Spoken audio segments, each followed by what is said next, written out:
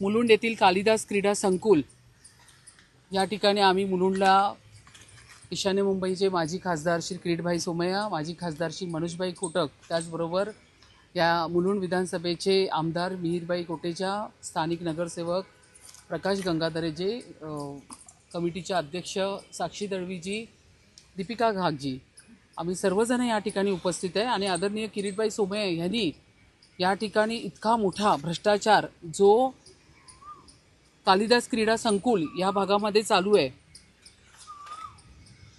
Meghraj hospitality या संस्थेला 15 वर्षाचं कॉन्ट्रॅक्ट, जे 15 वर्षापूर्वी म्हणजे 2021ला तो ठराव झाला आणि त्याच्यानंतर धनराज कंपनीला या ठिकाणी 15 वर्षाचं कॉन्ट्रॅक्ट देण्यात आलं, ते ॲब्सोल्युटली इलिगल आहे.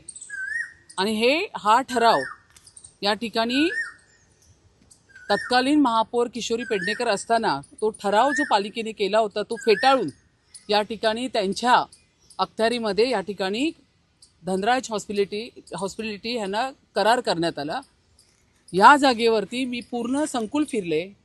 मोठमोठे या ठिकाणी हॉल्स, AC, अत्याधुनिक असे ACचे हॉल, मोठमोठे हॉटेल्स, म्हणजे स्विमिंग पूलला लागून असलेली जागा जी तिथे सिटिंग एरिया आहे लोकांना बसण्याची, त्या ठिकाणी सगळा तो कव्हर केला एरिया.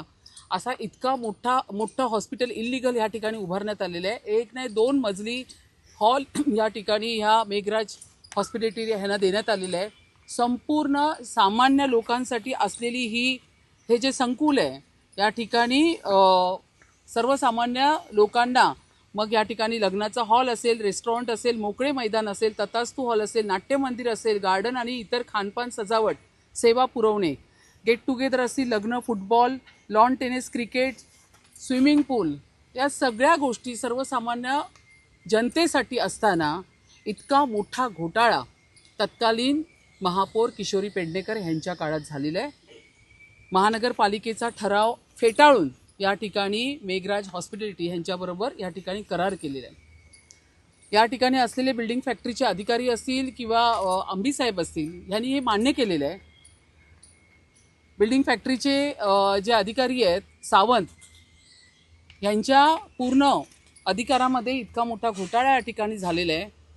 त्याचबरोबर इकडची सगळी वास्तू सांभाळणारे जे आहेत वैश्यपायन, यांना या सगळ्या गोष्टीची माहिती असताना महापौर म्हणून मला, प्रशासनाला आणि स्थानिक लोकप्रतिनिधींपासून ह्या सगळ्या गोष्टी लपवून ठेवलेल्या रितसर आणि इतका मोठा घोटाळा या ठिकाणी उघडकीस आदरणीय किरीटभाई सोमय्या यांनी या ठिकाणी केलेला आहे. मॅम, संबंधित अधिकाऱ्यांकडून हा जो घोटाळा एकमेकांकडे ढकलला जातोय, तर आता तुमच्याकडून यावर काय ऍक्शन घेतली जाणार आहे? यावर पूर्ण ॲक्शन घेतली जाणार. आत्ताच मी सांगितलं, संबंधित जितके अधिकारी आहे, एक तर पहिल्यांदा ह्या संकुलामध्ये अनधिकृतरित्या हा जो मेघराज हॉस्पिटॅलिटी ह्याचा जो माणूस इथे घुसला आहे आणि संपूर्ण स्पोर्ट्स कॉम्प्लेक्सची जागा त्याने एक्वायर करून या ठिकाणी इल्लिगल कन्स्ट्रक्शन्स केलं आहे, त्याच्यावर पहिला FIR घ्या. तो आलाच कसा या ठिकाणी, त्याच्यावरती पहिल्यांदा FIR घ्यायला सांगितलेलं आहे. स्थानिक या ठिकाणी जे अधिकारी ह्याच्यामध्ये इन्व्हॉल्व आहेत त्यांच्यावरती FIR घ्या, MRTP घ्या आणि त्या अंतर्गत त्यांच्यावरती निलंबनाची कारवाई करण्यासाठी मी याच ठिकाणी अधिकाऱ्यांना सांगितलेलं आहे. या ठिकाणी जे अनधिकृत बांधकाम आहे त्याच्या तोडक कारवाई करण्यात येणार आहेत का? 100%.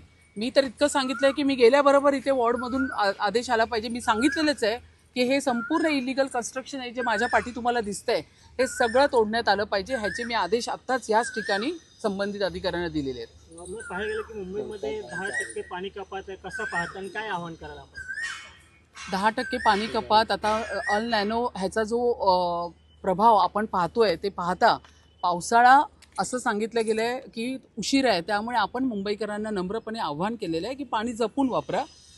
आपण पाणी जपून वापरलं, कारण येणाऱ्या काळामध्ये आपल्याला पाण्यासाठी प्रॉब्लेम क्रिएट व्हायला नको, म्हणून हे होऊ नये म्हणून यासाठी आपण 10% कपात केली.